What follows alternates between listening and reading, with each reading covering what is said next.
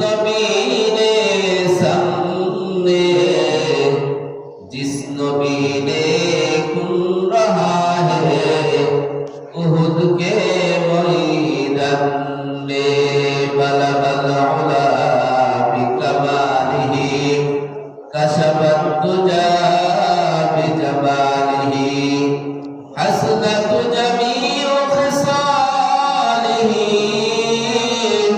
सल्लु अलैहि वालिही।